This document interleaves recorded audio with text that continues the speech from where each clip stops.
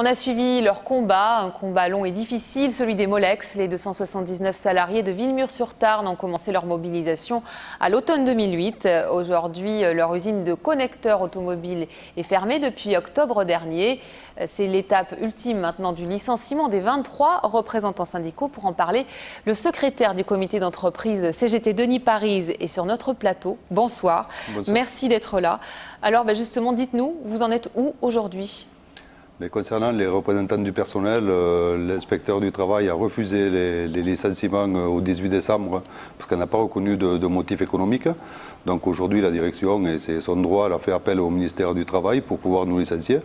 Donc après enquête de la direction régionale du travail, le ministre Xavier Darcos se prononcera sur le cas des représentants du personnel de Molex. Donc il se prononcera d'ici 4 mois. Hier, vous avez plaidé d'ailleurs votre cause auprès de la direction régionale du travail. Donc votre cas n'est pas encore réglé là. Il faut encore attendre la décision du ministère. Selon vous, est-ce que l'État ne peut pas accepter votre licenciement en l'état ? Mais vous savez, aujourd'hui, je ne vois pas comment le gouvernement, le ministère pourrait accepter des licenciements, alors qu'ils ont toujours dit et déclaré, notamment le Premier ministre, qui a toujours dit que si Molex était dans l'irrégularité, quand ce serait le moment, il se prononcerait. Donc là, c'est le moment. Nous avons encore le personnel est en congé de reclassement aujourd'hui. Donc il est tout à fait normal et il serait totalement illogique que les représentants du personnel ne soient pas là au moins jusqu'à la fin du congé de reclassement. Pour vous, c'est essentiel? C'est essentiel puisque nous avons des commissions de suivi, donc aujourd'hui, il est essentiel qu'on poursuive encore avec le personnel. D'ailleurs, vos mandats syndicaux sont âgés en décembre et vous avez demandé à ce qu'ils soient reconduits jusqu'à l'été? Oui, nous avons demandé une prorogation de mandat jusqu'à fin août.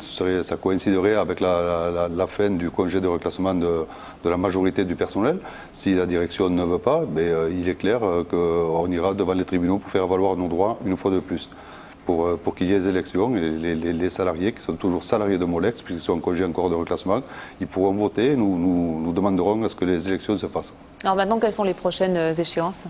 Les prochaines échéances, écoutez, aujourd'hui on est là, on espère que VMI, l'entreprise d'Archigé, qu'il y ait davantage de travail pour occuper davantage de monde. Qui est le repreneur? Oui, le repreneur qui s'appelle VMI de Villemur. Donc aujourd'hui, il y a 27 personnes qui ont été reprises. L'engagement avec le gouvernement, c'est 50 à 60 personnes dans un an. Et notamment, si on écoute Estrosi, à chaque fois qu'il parle de Molex, il parle de 200 à 300 personnes. Donc ça, c'est une réelle volonté politique. Maintenant, Christian Estrosi, il faut qu'il tienne ses promesses. Nous avons demandé à ce que les constructeurs soient autour de la table entre organisations syndicales, gouvernement et constructeurs. Ça, chose qu'il a promis à la dernière réunion que je l'ai vue à Paris. C'était au mois de novembre. Aujourd'hui, je n'ai toujours pas de nouvelles. Donc, il faut impérativement que les constructeurs s'impliquent pour sauver encore le site de Villemur. Parce que là, l'activité a repris, c'est ça? L'activité a repris. Nous avons toutes les machines. Il suffit de mettre des moules ou des outils dans les machines, puisque nous avons toutes les machines. Et la production peut reprendre du jour au lendemain. Et alors justement, les anciens salariés, là, qu'est-ce qu'ils deviennent?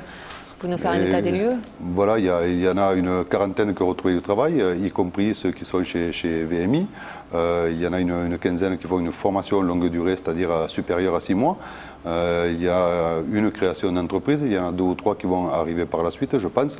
Les projets sont en cours.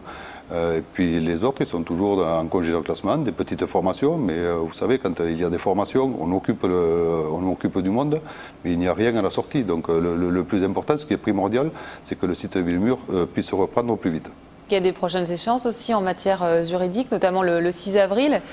Est-ce que vous nous en direz un petit peu plus sur cette échéance-là? Oui, le 6 avril, nous avons deux dirigeants qui sont appelés à comparaître en correctionnel. Donc ce sera le 6 avril. Ça aurait dû être en novembre, tant que c'était en période de préavis pour tout le personnel. Ça a été reporté parce que l'avocat de la direction n'était pas disponible. Donc maintenant, aujourd'hui, c'est le 6 avril.